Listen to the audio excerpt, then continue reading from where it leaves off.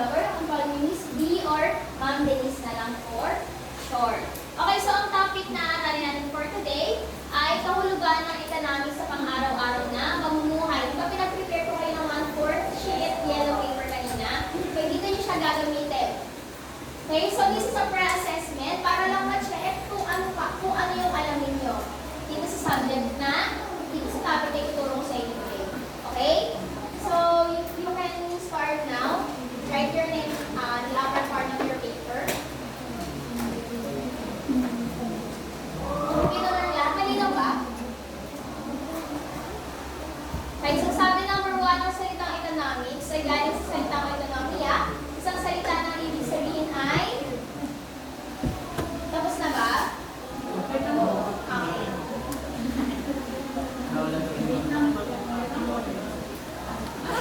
Ay, sorry. Ay,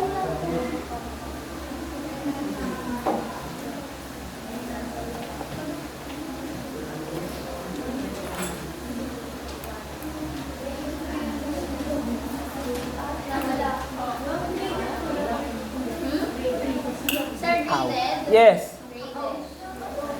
Kaya, pre-assessment, diagnostic assessment. When you say diagnostic assessment, it is to test your intelligence or your knowledge to a certain topic na hindi nyo ba napag-aaralan or somehow na napag-aaralan nyo na. Actually, ito, economics sa grade 10 po tinuturo. So basically, meron na kayong knowledge dito. Okay? Ba't nawawala? Madali lang to guys.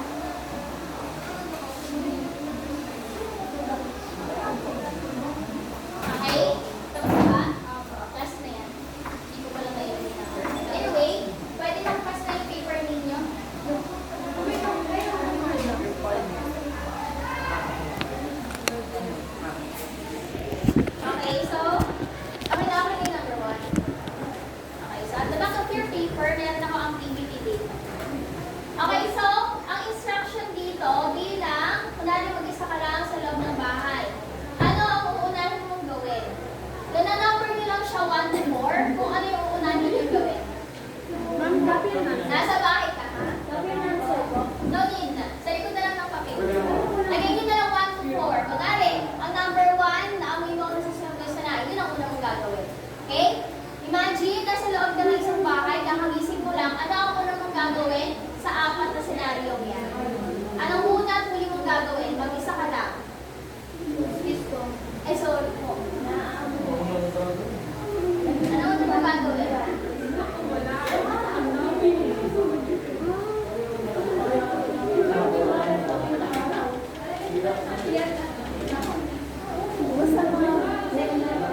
Uunahin mo ba yung cellphone mo?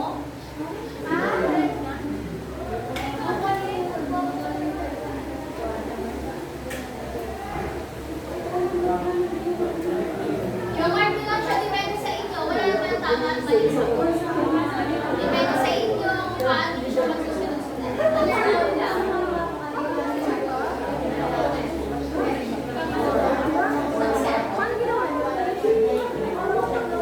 Tapos na ba yung ibasa? Tapos na. Sinaing.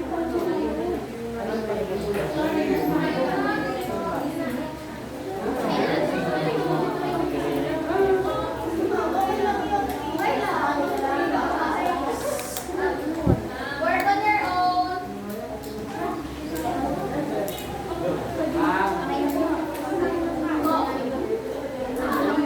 Okay, so I need two representatives to discuss your answer dito sa number 2.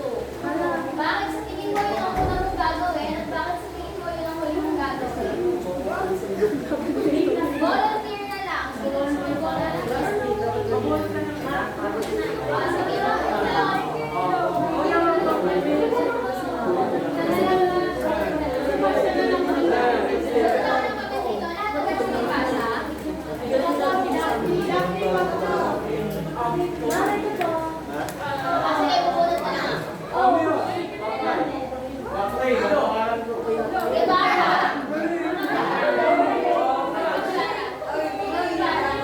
Sige, discuss mo. Bakit? Ano ang una mong gagawin?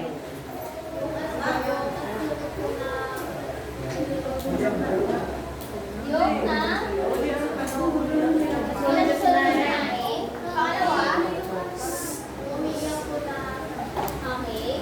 Pangatlo, sinampay. Yung nagre-ring na phone. Okay. Another one. Sige, wait lang na. Miranda. Sige, ano ulit mong gagawin? Ay, sorry.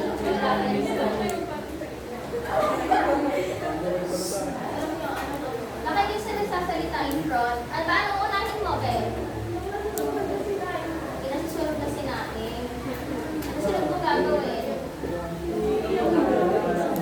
Yung i-exercise.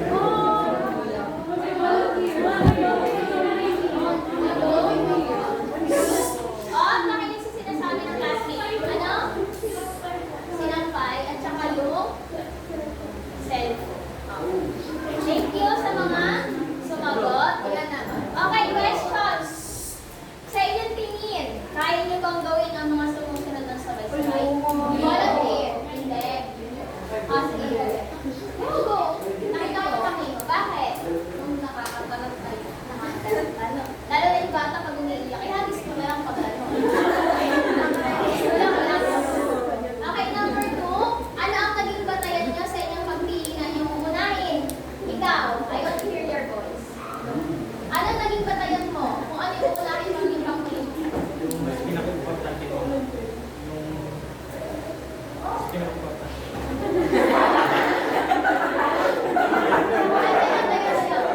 Bakit sa tingin mo importante? Ano ba ang factor kung bakit sa tingin mo importante siya?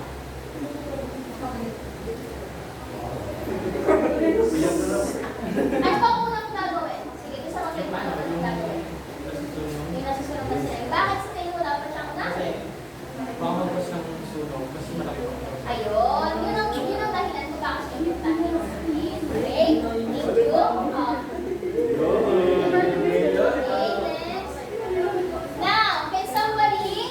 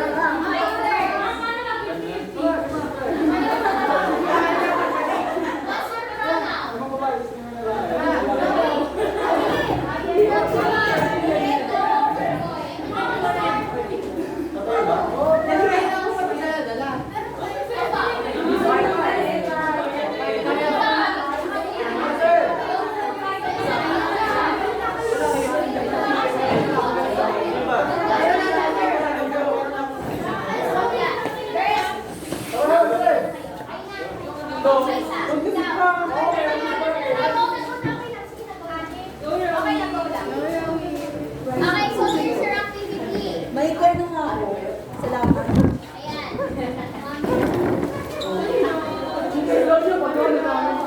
Okay, so kayo girls, dito kayo mag-iinit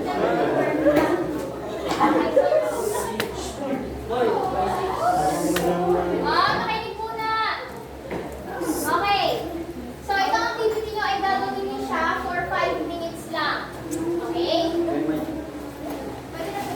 Go! Oh my God! Babasag kami! Favorite ko yan. Meron ng tip sa likod, pwede nyo siyang idikit sa board. Boys, pwede nyo idikit sa board after kung mabuo ha. Eh, di na, ano na, sa board. Gitna to. Ito yung kanina, ito yung pinakita ko. Ilang oras ang class nyo? Kasi itago ko gitna. Ito pa pala. Uy, magdigit na kayo. Sa baba to. Michael, magdikit na kayo. Sundin si Presi, sundin si Presi.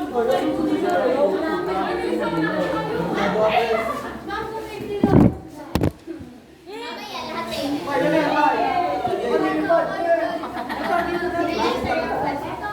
Nandig pa. Ay, ang lilikot naman!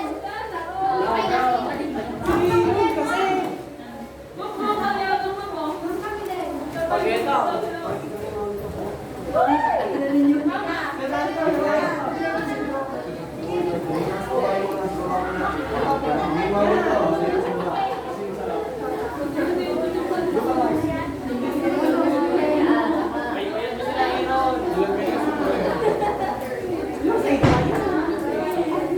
Last 3 minutes and 30 seconds. Tama ako. Alam mo kami yan. Mamaya.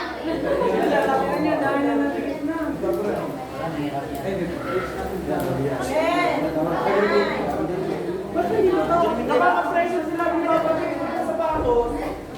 Matagal pa 3 minutes pa. Go lang. Ay, hindi pa ako na.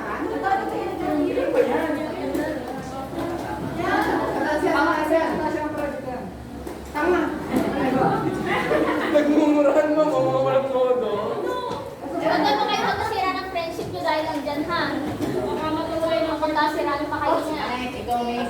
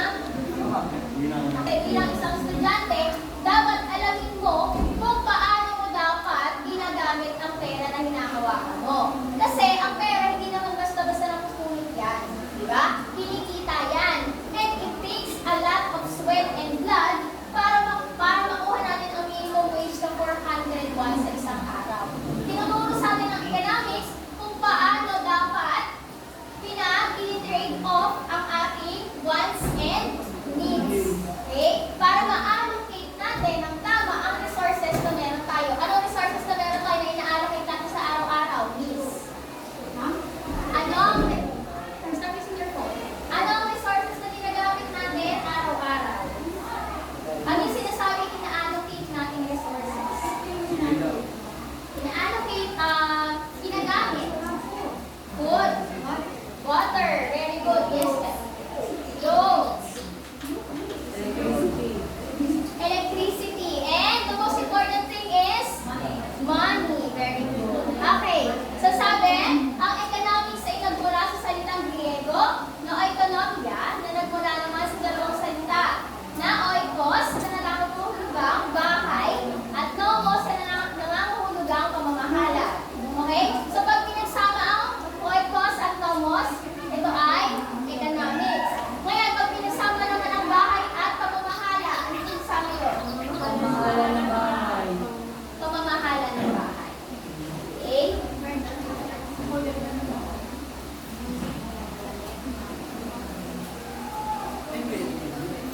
Okay, so meron tayong tinatawag na apat na elemento ng pakahulugan ng economics. Meron tayong pangangailangan at kagustuhan o yung ating wants and needs.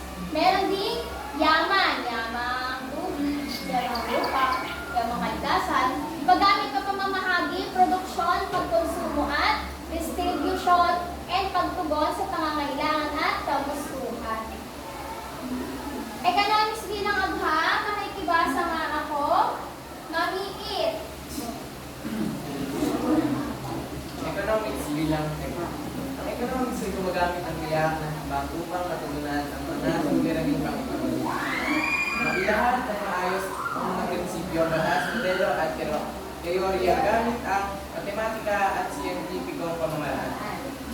Sumakatuwid, ito ay isang agham dahil sinusukat nito ang eksaktong epekto ng pangyayari sa Lipunan. Okay? Nawala. Okay, so pag sinabi natin science, ano ba meaning ng science? Anybody? Science is scientific body of knowledge. Ibig sabihin, meron itong pinapalo. Meron itong pinapalo na steps, meron itong pinapalo na theories, para to ay mag-work at mapaniwala ang totoo. Okay? Kailangan din na sa science ng evidences. Kaya nga, di ba, ang science is more on experiment, more on practical assessments. Okay? Metodo sa pag-aaral ng economics. Positive economics, ito ay gumagamit ng mga eksaktong modelo na may objektibo. Ano yung objektibo? In English? Objective. Pananaw upang mataya ang epekto ng ekonomiya sa tiyak na paraan. Ang normative naman, syempre, yung opposite lang niya. So, pag sinabi natin positive economics, ito ay objective.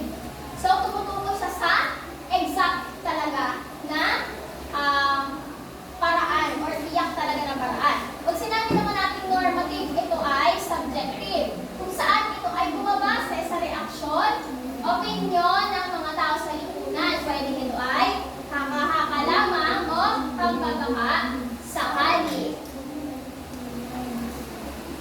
Meron tayong sabay ng ekonomiya, nakikibasa naman ako, Ramirez. Ito. Microeconomics. Microeconomics. Tumutukoy sa pamilihan sa dalawang presyo ng water.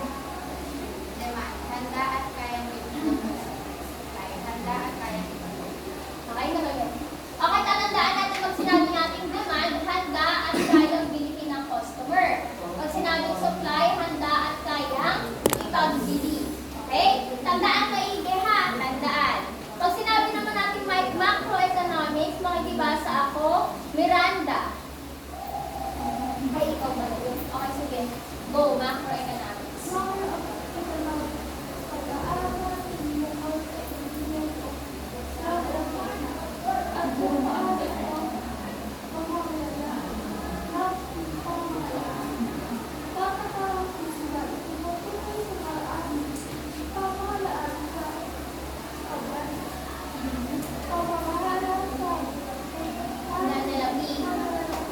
Presyo at matatag na bangko. Okay, so ang daling meaning niyan, tandaan niyo maigi ha.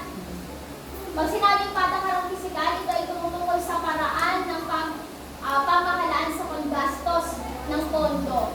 Okay? So, saan ina-allocate ng gobyerno natin yung mga pondo na meron sila. Okay? Kunwari, yung pondo na for farming, ganyan, agriculture. Next. Okay, so this is an graphic organizer.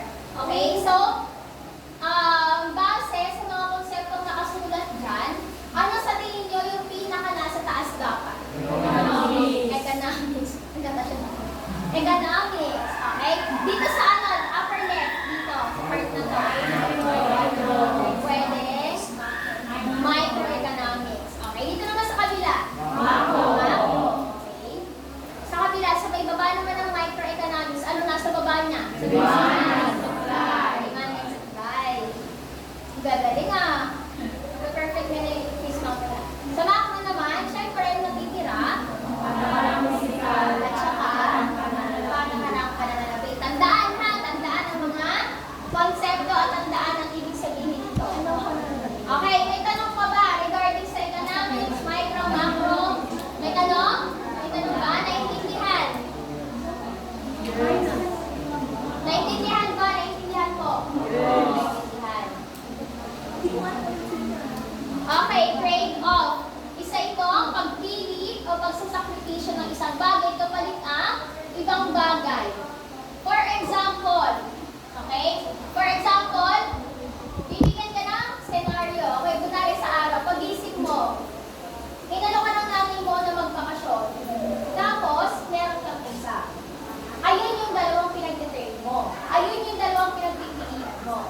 Okay? For example naman, bibili ka. Bibili ka ng school supplies o bibili ka ng cellphone. Ganon. Yun yung trade-off na tinatawag natin. Pinagpili mo, sinasakripisyo mo ang isang bagay, kapalit na isang bagay, syempre kasi pipili ka na. Okay? Ngayon, bakit mahalaga naman ang trade-off? Question, bakit mahalaga ang trade-off sa pag-desisyon? Kasi, go ahead, go. Na ano?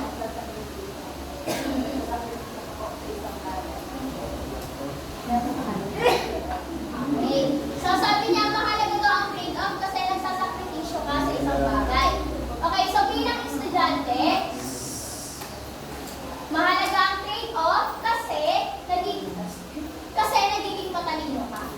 Okay? Iniisip mo, ano nga ba ang pros and cons kapag pinili ko itong isang bagay na? Ano ba yung mawawala sa akin pag pinili ko yung isang bagay na yun? Okay? Yan ang dapat natin iniisip. Palagi, kapag magdedesisyon tayo. Hindi yung kung ano na lang, sige, bahala na. Dapat lagi natin isinasaalang-alang ang pros and cons ng isang bagay. Okay? Next, opportunity cost. Nakikibasa naman ako. Galicia.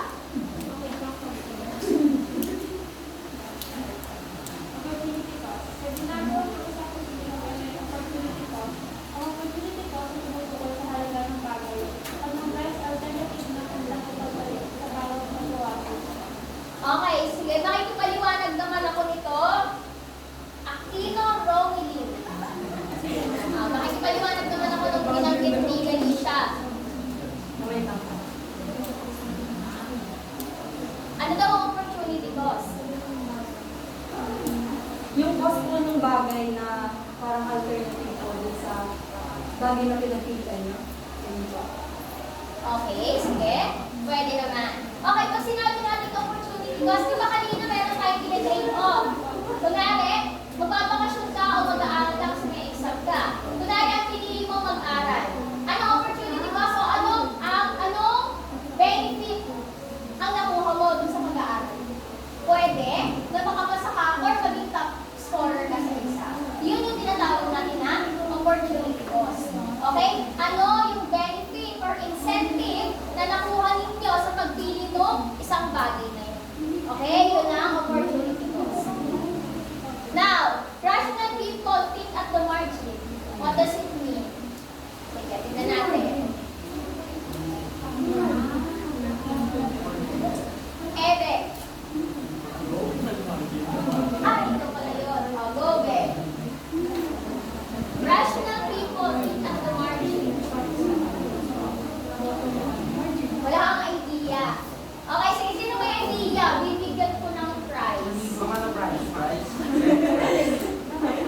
Okay lang. Sige, so,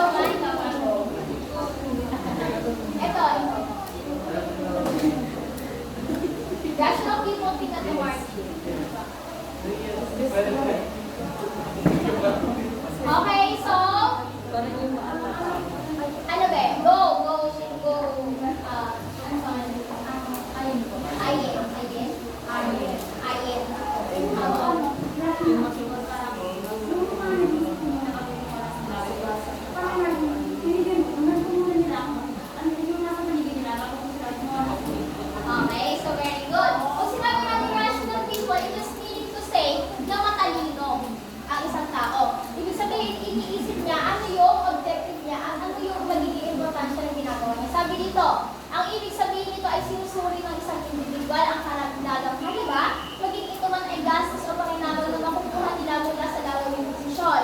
Meaning to say, kapag meron kang trade off na bagay, di ba meron kayong pinili? Okay? Doon sa pinili mo, kung nga bibili ka ng bibili ka ng Cherry Mobile or ng Oppo. Pinili mo yung Oppo. Though mas mahal siya sa Cherry Mobile, iniisip mo naman kung ano yung pakinabang na makukuha mo doon. Okay, so parang i-minimate natin dito, it is the quality over the quantity. Okay? Prosesong tanong. Paano nakakatulong sa matalinong pagdidesisyon ang mga konsepto ng trade-off, opportunity cost, incentive, at marginal thinking? Okay, sige. Alegre. Alegre, go. Bakit? Ano yan? Paano ito nakakatulong sa pagdidesisyon?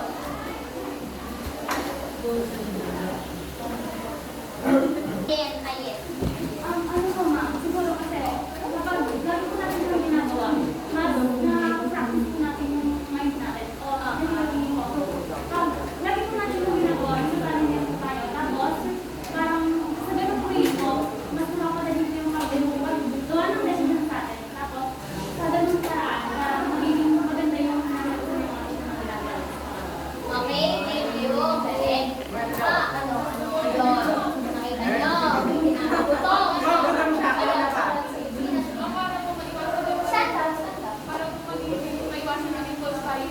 Yes. Para mabukasan ka yung magiging impulsive ka. Impulsive buyer.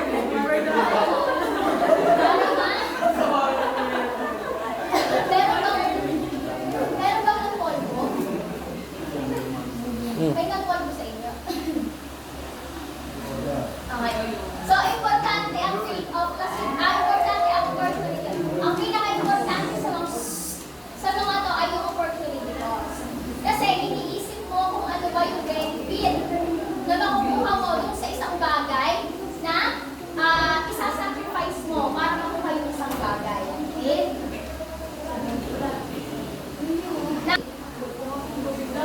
Okay. So, ano lang to? Oral recitation lang to. Option A, option B. This week, this past few weeks, or this past few months, meron ba kayong pinag-trade off sa isip nyo? Or meron ba kayong dalawang bagay na pinagpipilian at hirap na hirap kayong piliin yung isang bagay? Ano yung desisyon na nagawa nyo at ano yung dahilan kung bakit pinili nyo yung bagay na yun? Isa lang. Sino? Ulit? Kunwari. Okay, ganito ulit. These past few weeks or these past few months, meron ba kayong dalawang bagay na pinagpipilian? At hirap na hirap kayong makapili. Ngayon, nung nakapili na kayo, bakit yung pinili? At ano, bakit yun ang pinili? Yes, sir. Ano ba, yung mag-swimming po ako kaya gumawa ng Ayun, kasi ang gumawa ng research. Kaya. Ano pinili mo, be? Ano pinili mo? Okay, go. Ano pinili? Yung totoo, ano pinili mo? Mag-swimming. Mag-swimming. Bakit yung mag-swimming ang pinili mo? Kasi gusto ko, parang tinanong ko na magkaroon ko ng banding sa Yun, naman pala. Sabi ng judgmental. Ano naman pala makabanding ng family. After nun, dun sa ang research. Nagawa ba ang research? Okay. Ay, ang bilis naman. Okay. So, this is our pangkatang gawain or our group activity. Pamilihan sa loob ng silid-aralan. Ay, hindi mo pala naman. Ha?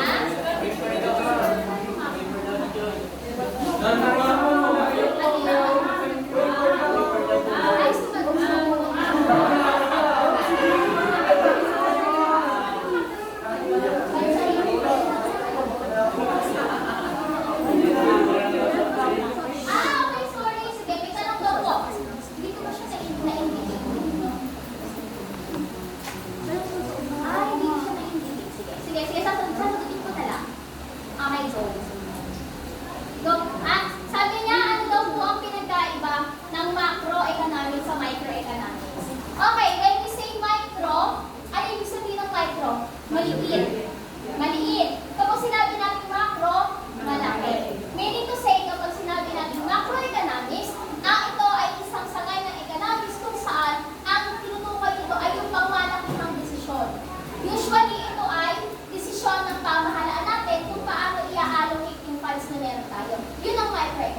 macroeconomics, sorry. Kapag sinabi naman natin microeconomics, ito ay tumutukoy sa pamilihan, sa mga business, hindi mo pang malilitan na. Okay? At tatandaan nyo lang dyan, micro and macro. Sinabi micro, maliit. Pag macro, malaki. Okay? Naintindihan na po? Sorry, hindi ko pala naintindihan. Ay, ito pala yung mami. O, ayan. Pero kung kayo sa mami, kasi hindi ko pala na-discuss lang kanina or hindi ka nakikinig. Ha? Binasa yan kanina, ha? Binasa yan. Ayan, tumutukoy ka sa pamilihan, micro. Ekonomiya, tumutukoy sa kung paano pamamahalaan ng pamahalaan ng ating pondo, macroeconomics. Okay, para sa ating pangkatang gawain, gagawin ito for 20 to 25 minutes. Sige. Okay, so panuntunan, makinig maigit, basahin maigit na sa board. Okay? Sabi, ang mga mag-aaral ay mahahati sa ilang grupo. Depende sa dami ng mag-aaral. Ang ilang grupo ay magbebenta at ang ilan naman ay mamimili. Di ba kayo ABM students? Susukatin natin ngayon kung gaano kayo magaling mag-sales to. Okay? Kung gaano kayo magaling. Di ba meron kayo business proposal? Practice nyo nga kung paano niya ang yung business ninyo.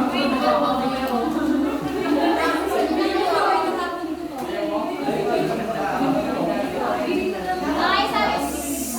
Okay, makinig muna. Ang salapi at gamit sa pagtatayo ng negosyo ay magmumula siyempre sa akin. Number 3, ang bawat grupo ay bibigyan ng saliti, depende sa kanilang papel sa pamilyahan. Ano ba ang meron sa pamilyahan? 3. Ano meron sa pamilyahan? Meron tayo? Meron tayo? Producer? And? Pamahalaan? Meron tayong retailer or yung tinatawag natin seller. Di ba? Sa producer, for example, factory. Hindi naman talaga yung pinag-direct sa tao, di ba? Ang nagbuka sa factory ng mga product ay ang ating retailers or ang ating wholesalers. Okay? Bakit pagdating, binisan ba natin binibili yung mga pagkain natin sa direct factory ba? Di ba meron tayong mga groceries? Diba? Sila po yung mga seller natin or yung mga retailers natin. Number 4, ang bawat grupo ay malayang makapagpasya sa halaga ang presyo ng produkto na kanilang ibibenta base sa kanilang puhunan.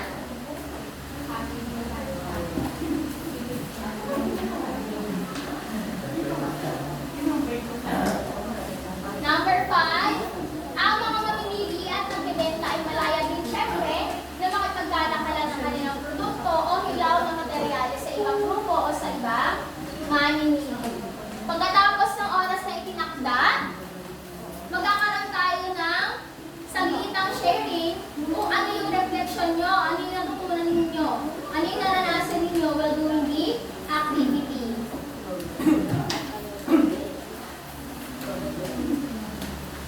Okay, so sa ating producer, meron tayong magiging 5 producers. Meron tayo 5 producer. Ipiliin natin. Okay. Ang ating number 1 producer ay, siyempre guys, gusto ko naman alam ko, meron kayong kanya-kanyang circle of friends here.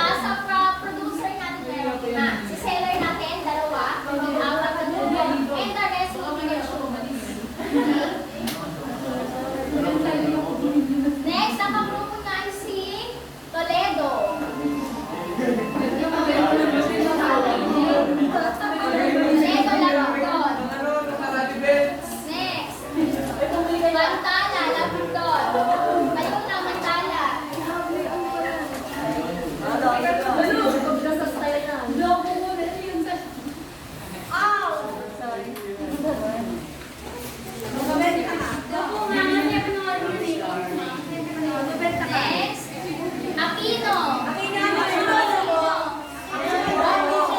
Ay, Novelin yan, Novelin. Marawin daw. Sige, Ano sa'yo ni Novelin? Ganyan, kaya sa'yo ni Novelin. Ano ba?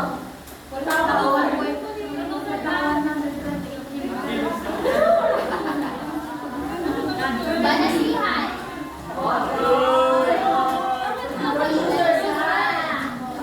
Okay, so sila yung mga producers natin. Ibigay ko yung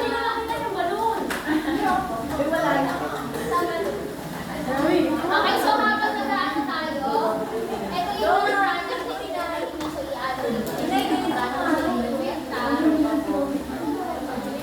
Magdamit kayo ng ano, upuan. Or kung ano ang pwede nyo magamit.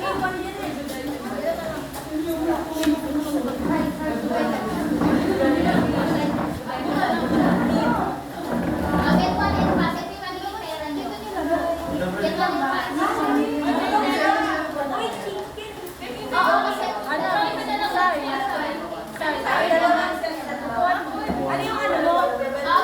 center, group number. Naupuan mo, naupuan mo.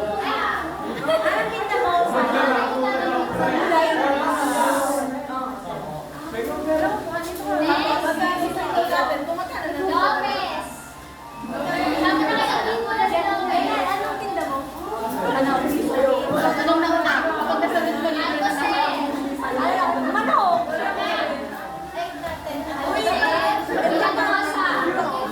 Okay, so kayo yung apat na?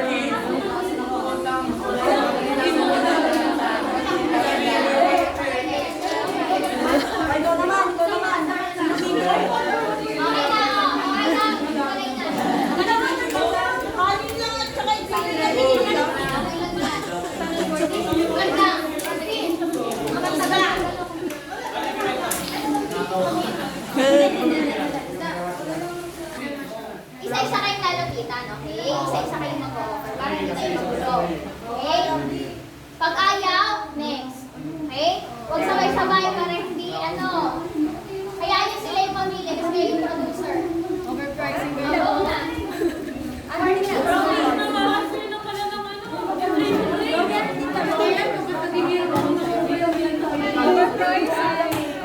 Ano lang din ako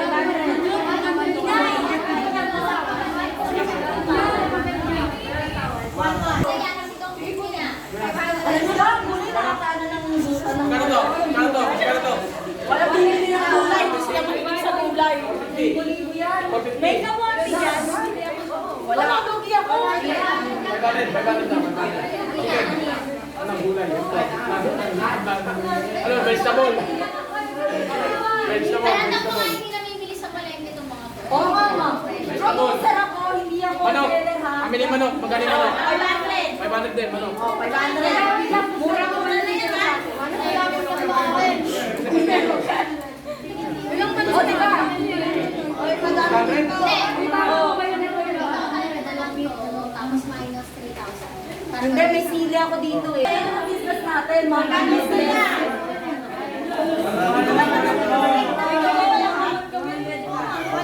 Kano yan? 200 na lang. 200 na lang. Wala na kayong pera. Tama na. Okay, guys. Okay. Reminder lang. Okay, be as realistic as possible. Okay? Ano na mga hindi talaga kayo namimili sa palengke? For example, talaga sa palengke, magkano ang kilo ng chicken? 250 lang. Baka mo, 250 pa tapos na 300 na nga pong Kasi nyo ikaw. Eh, multuhan kasi ito. Magkano yung bebenta niyo sa bawat isa? Oo.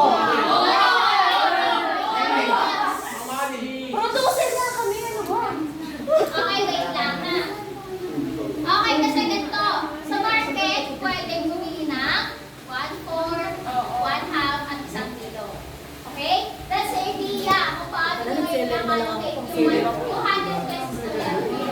Okay?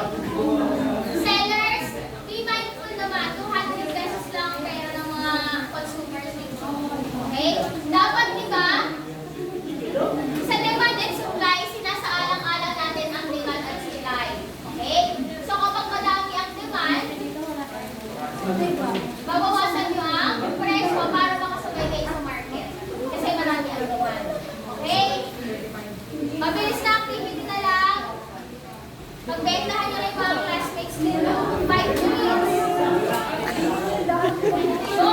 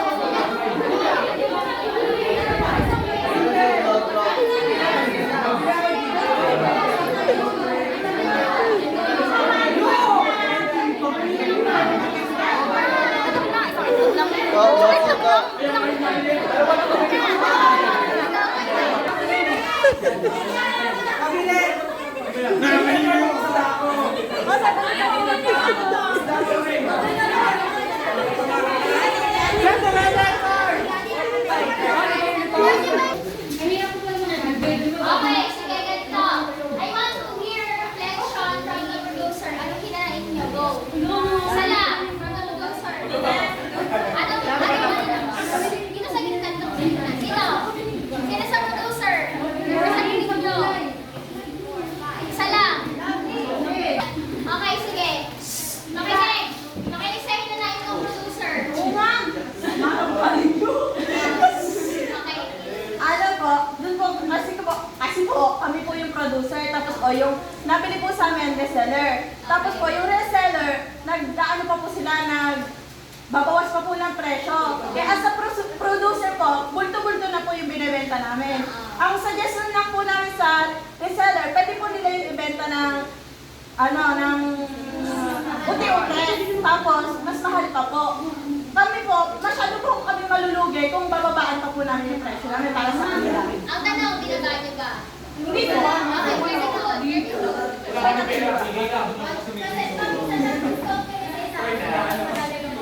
Okay yun. Kasi that's part of market naman. Incentives, discount. Good lang. Oh, may hinanaing. Meron daw isang grupo may utang. Kanina yun. Meron isang grupo na nag-negative 200. Kasi yung total na nakuha nila ay 3,200. So, meaning to say, wait lang, magkano ang kinita nyo as a producer? 5,800. Doon dapat yung nilalagay sa akin. 5,840. Akin ito. Pwede rin yung isa. Kahit itong negative. Nasa inyo. Okay, guys, oo. O, bayagan nyo yun ha? Okay. Okay, sige. Kayo muna, be. Seller. Ma'am, pwede na po mo po? Okay na po. Thank you. Oo, be, ikaw.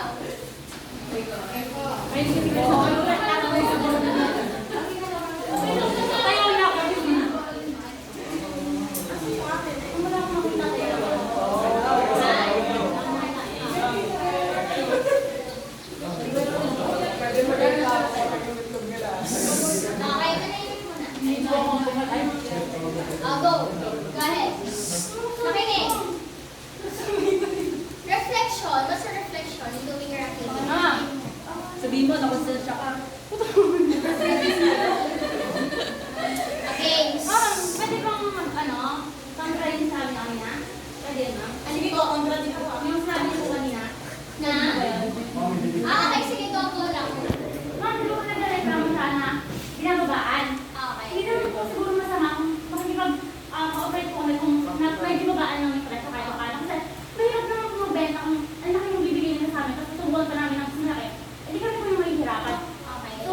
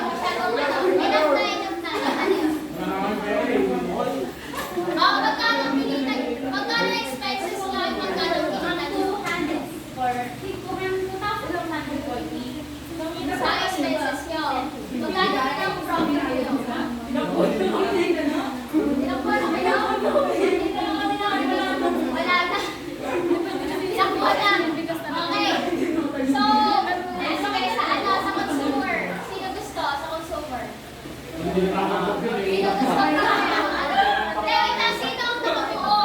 ng ng bill for a day sa mga consumers? Sino nakabuo? Bill for a day. Kayo, ikaw. Sige, go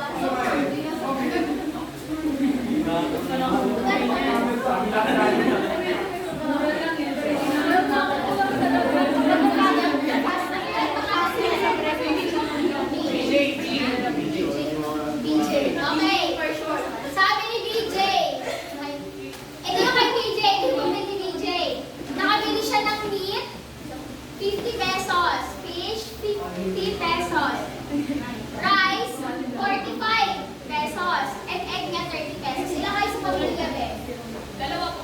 Dalawa lang.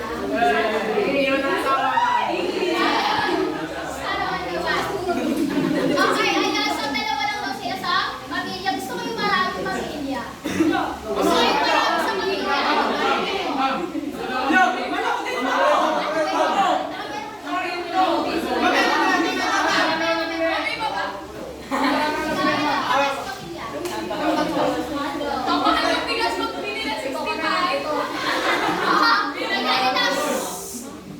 Doon sa isang seller, tingnan niyo yung magkakaiba ha.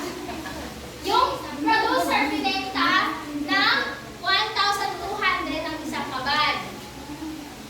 1, 2 divided by, hindi kasi isang kaban. So, hindi ko sa 24 pesos lang. Each, 24 pesos per kilo lang yun. Ngayon, yung isa nating seller, binenta siya ng 45 per kilo. Tapos yung isa naman, binenta siya ng 65 per kilo. Yung bigas!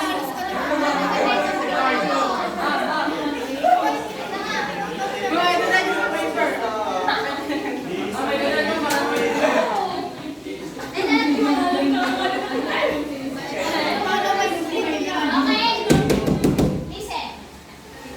Kaya ako pinagawa sa inyo yung activity na kasi bilang isang estudyante, mahalaga na maalam kayo kung paano makipag-negotiate.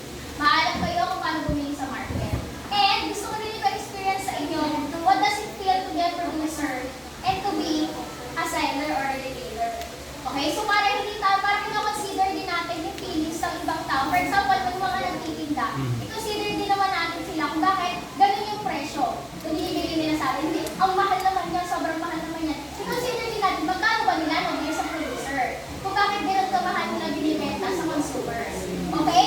Sa market, hindi natin maaalis na meron talaga mga mataas ng presyo. Lalo na kapag ang demand ay mataas, tapos ang supply ay mababa. Okay? Meron kasi mga bagay, for example, nung pandemic, ang supply natin ng face shield na napaka-onte. Magkano ang presyo ng face shield? 40, 70 ang isa. Diba? Kasi mataas yung demand. Kailangan, it is a must. Kaya sinasamantala ng mga seller natin, na ibenta siya ng mas mataas. Ang ending, magkano na siya ngayon? 5 piso na lang, diba? Kasi marami na siya supply. And ang demand, mababa na. Kaya bababaan na rin yung presyo. Okay, pagaling naman dun sa mga consumers, I want you to realize kung gaano ka-importante ang pera. Okay? At kung paano natin pinapahalagahan ang pera na meron tayo. Kasi, some of you, hindi pa siguro nakaranas magtrabaho. And some of you, may nakapagtrabaho na. Eh, hindi nyo alam, yung mga hindi pa nakapagtrabaho, gaano kahirap talaga ang kitain ng pera. Lalo na ngayon, minimum wage lang. Okay? Sa 200 pesos, isipin nyo isang tao na kumikita lang ng 401 sa isang araw. Tapos ilan yung pinapakain niya? Meron pang transportation, meron pa siyang pagkain sa trabaho. So I want you to realize and make use of your money sa pinaka-responsable paraan. Kasi, alam niyo, sobrang sarap maging estudyante kasi naging working student ako. Kaya alam ko, kung kikita ako, nag-work ako for 9 hours, and ang kinikita ko lang ay 350 sa isang araw. Okay? I work sa isang resort, sobrang hirap. Lalo kapag peak times. Kapag Holy Week, sobrang hirap. Sobrang daming trabaho.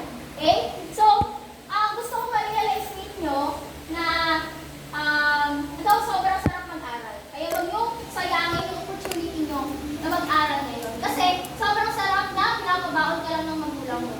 Kaya hihingi ka lang ng baon kapag may kailangan mo. Once, kasi Kapag may trabaho ka na, dapat hindi ka na humingi sa magulang mo kasi nga nagtatrabaho ka na. Kumikita ka na ng pera. And kapag nagtatrabaho ka na, hindi mo nahawak ang oras mo. Napakahirap magtrabaho. Imagine, I was working student that time. Hindi ako makapag-online class kasi bawal ang phone. Okay? So, ang ginagawa ko noon, para makapag-comply, kinakausap yung mga teachers ko para makapag-adjust ako. Para para ma-cope up ko yung mga lessons na na-miss ko. Okay? So, ganun, sobrang halaga ng pera. And sana ma-realize ninyo na hindi siya dapat ganun-ganun lang na ginagasta. And, don't be impulsive buyer. Don't be an impulsive buyer. Okay? Kailangan lagi natin iniisip ano ba yung opportunity cost ng bagay na ito nabibili mo. Okay?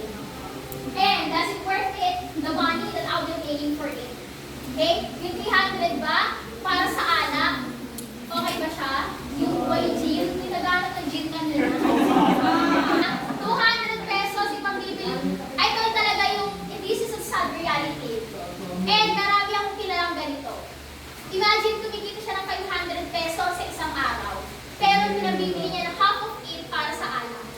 Okay? So, dapat meron ng pamilya yun, ha? May 2 anak kayo. So, isipin nyo, ano yung kinakain ng anak niya? Chichirya. Tapos siya nag-iinom. I want you to be a responsible parent as well sa mga pamilya ninyo. The ones na meron kayong trabaho, dapat allocate yung mga pera na meron kayo. Kasi hindi lang naman kayo yung nag-benefit or hindi lang kayo yung magsasuffer sa mga decisions na lang ninyo. Okay? Okay na, so, may tanong pa ba sa mga pinag-aralan natin? Wala na. Nalahat ba natin ang micro, macro, demand and supply, opportunity cost, and trade-off sa ating activity? Yes. Ba? Okay, so very good. Now, for your panghuling pagtataya,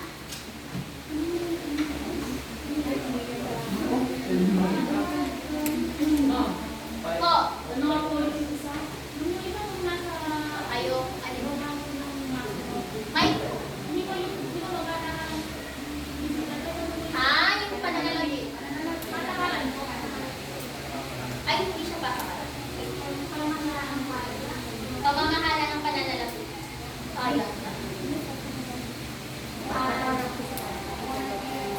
So, isang nila, sir. This is your last assessment for this afternoon. Okay, so lahat ay included dito. Okay? Every correct answer earns a prize.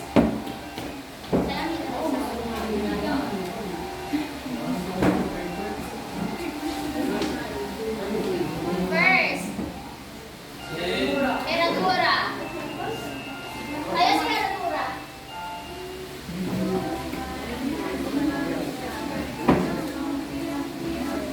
Your question will be, okay, read it and answer it.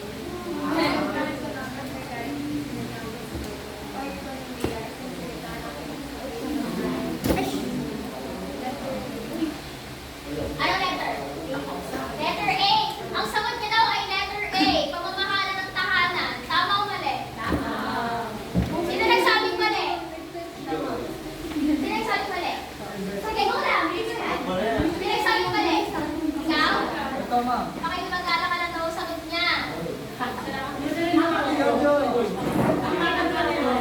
Magnegosyo. Sino? Sino ba? Okay, so ang tamang sagot ay pamamahala na. Pamamahala ng tahanan. Kasi nga, di ba, ang oikonomia ay mula sa dalawang salita, oikos at nomos. Ang sabihin ng oikos ay bahay. Tapos ay pamamahala.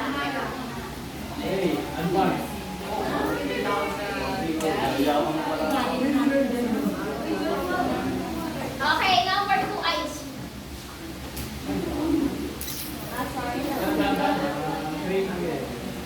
Chavez.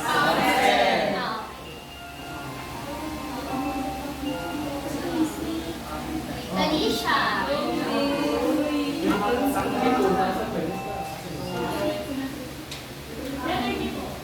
Letter D. May tatlong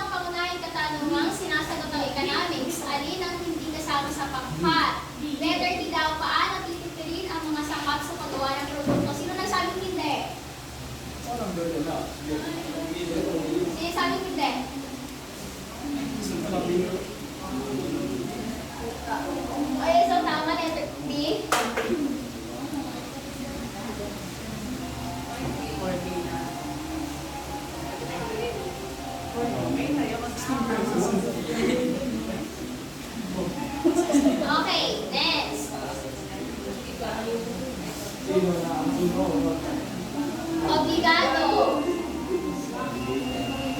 Obligado. Ay, ayan.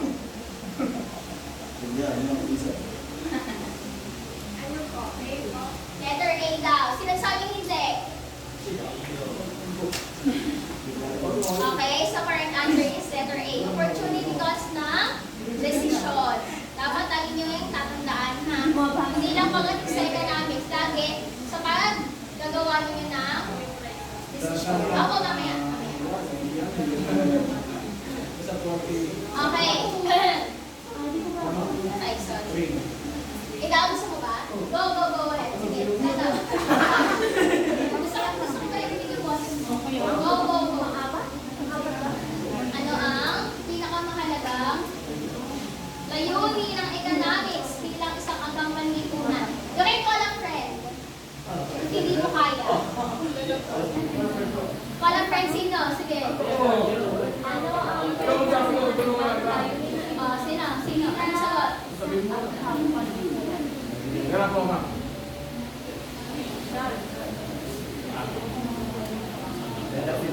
Letter C? Letter C daw. Wala pang sabi. Yes. Next sabi letter A. Sabi niya lang. Wala pang sabi. Okay, sige. Ang dami yung sagot ay Wala pang sabi. letter A.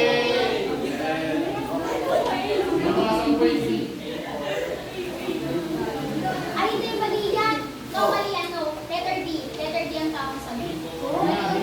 Mali yung nalagay kong ano. Mali yung nalagay ko na mali yung na letter A ha.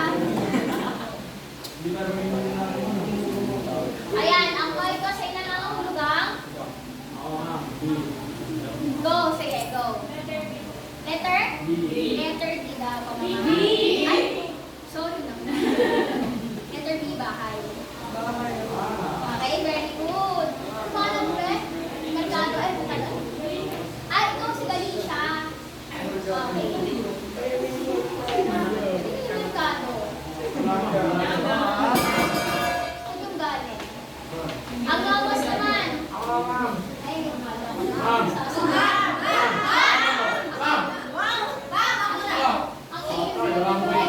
letter C. Pamamahala daw. Ang gawas ay nangangalap ang pamamahala. Tama o mali? Very good. Natuto naman. May ito naman.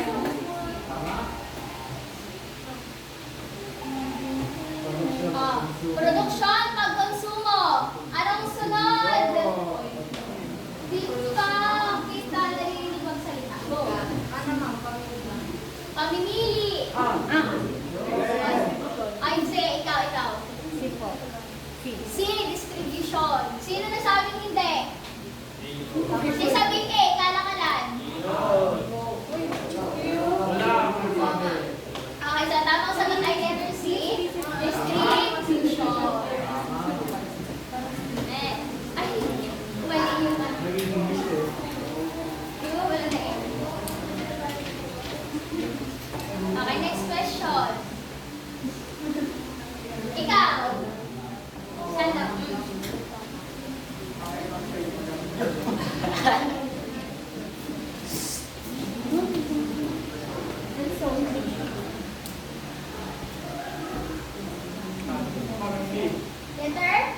Letter B daw. Ano pangalan mo? Brian. Letter B sabi ni Brian. Sino nagsabi hindi yung letter B? Sino nagsabi kay Creon? Okay, tamang sagot ay letter B. Economics bilang agham. Tandaan kasi meron sinasabi, tiyak na hakbang. Okay, merong specific way. Okay? Pag sinabi nga yung ba, objective. Okay. Ito mo. Sino pa hindi sumasagot? Ikaw, Bea. Ako na lang.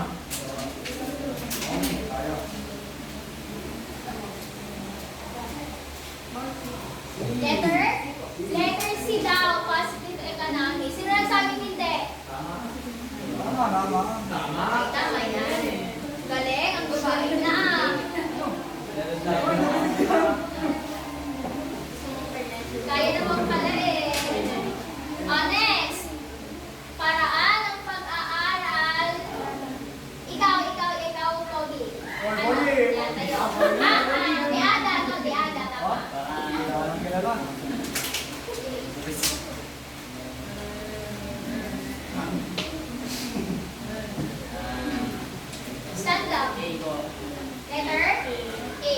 Sure ka ba? Galing. May natutunan naman pala kayo. Dapat lang. Ito kasi talaga ginamit namin ito. Meron talaga ang prize. Ayan o. Handa at kayang bilhin ng consumer. Ikaw, sulit ka? Sige, tayo. Handa at kayang bilhin daw ng consumer. Letter C. Demand? Earns. Very good. Yeah. Okay, next. Yung isang makino na hindi ko natawag na rin. Ayan, ikaw. Go. Mag-aaral ako sa ekonomiya ng buong bansa at kung paano ito pamamahalaan ng pamahalaan. Discuss ko yan kanina sa inyo, ha? Ano? Macroeconomics. Hey, good job.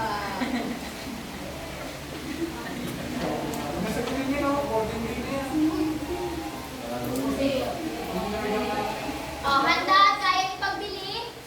Supply. Galing. Ay, complete of nature. Dito na eh. Tumutukoy sa mamilihan at sa galaw ng presyo ng produkto. Micro. Galing. Talaga ba? Very good. Yan ba? Oh, pagpili o pagsasakripisyo ng isang bagay. Sino na sabi ko first with Titos? Wala na ba sinasabi? Tamang sagot ay trade-off. Okay, so for your assignment, ayan, kapitsura na lang. Tignan mo ang iyong paligid sa inyong bahay, iguhit ang bagay na sa tingin mo ay tila walang katapusan ng pangangailangan mo at ng inyong pamilya. Iguhit mo ito sa isang malinis na short band paper. Perfect, drawing. Tula, kanta, sanaysay. Lalarawan sa hulga na konsepto na ito.